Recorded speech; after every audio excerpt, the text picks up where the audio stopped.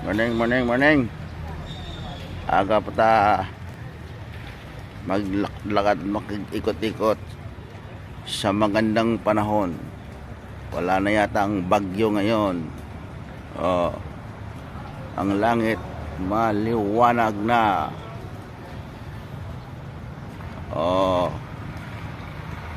Ito na.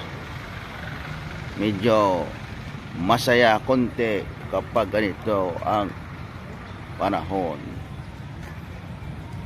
Ito yung playground.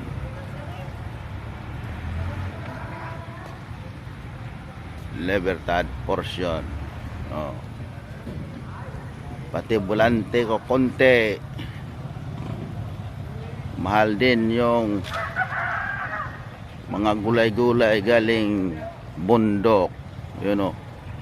Konti yung nagtitinda kasi marami ang na-stranded sa baha, sa bagyo. Makikita na yung daanan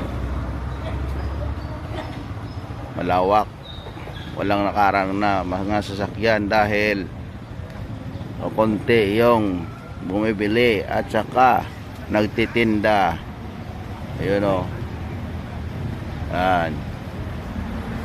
Dahil bago pa lang alipas yung bagyong Gureng, pero konti na lang,